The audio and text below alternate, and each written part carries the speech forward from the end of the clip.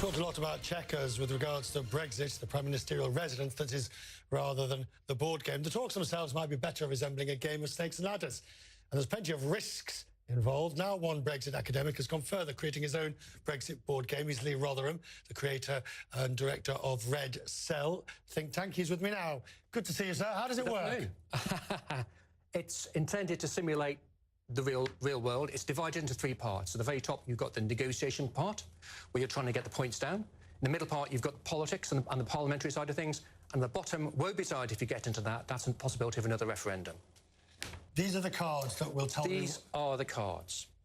I get 20 points for a single market membership. So I'm building points, is that right? The idea is this. You start out with a faction, which is randomly generated. Go on. So if you take that one, for instance, and I'll take this one. Right. So let's, for the sake of the viewers, show what we've got. I've got no targets deal. You see this EU slowly becoming a superstate. Get the UK out of the EU fast. So that's a Jacob Rees-Mogg kind of concept. So this is what I am. So your objective are the points score on that card. Right. So I'm aiming for Brexit. So you're aiming for a really low score, and I'm going for the other end of the table because I'm basically wanting to stay surreptitiously in the EU, so I'm aiming for a full 50 points. So I want a big score at the top here at the end of the game. Why did you do this?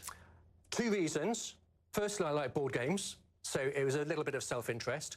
Secondly, it's a tremendously difficult subject. It covers such a vast scope of government, and I wanted to try and make it a little bit more accessible.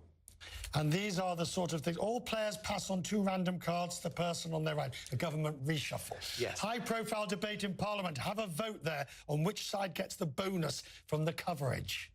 Exactly. So, as I say, there are three separate games going on here. You're trying to get the deal, which is closest to the deal card which your faction wants.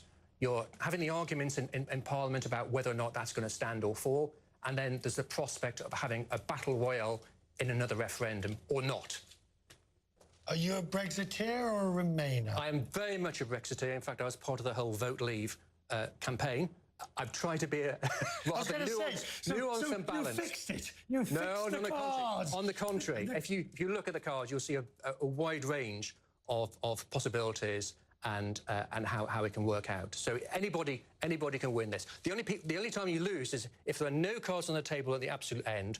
That's when you've got an absolute collapse in the talks and planes don't take off, ski instructors can't teach overseas, you have medicines which can't cross the border, and you have a complete North Korean level of negotiations. Has that happened? Everybody loses. Yes, the first time we road tested it, we had somebody who was so far away from their points that they ruined the game for everybody else by completely self-destructing everything. I hope that doesn't happen in real life. Tonight, I was about to say, tonight we seem to be... the word is impasse, according to the Prime Minister. A good French word. Which means, of course, stalemate. It does, but as we know from the politics of the past, an impasse always precedes a pass. Which means... Passage, anyway. Passage, yes. Expert credibility dented. Remove all experts' cards, sir. I think I should go, then. Good to see you. Thank you very much indeed. I'm looking forward to having a round in this at some point. We'll take a...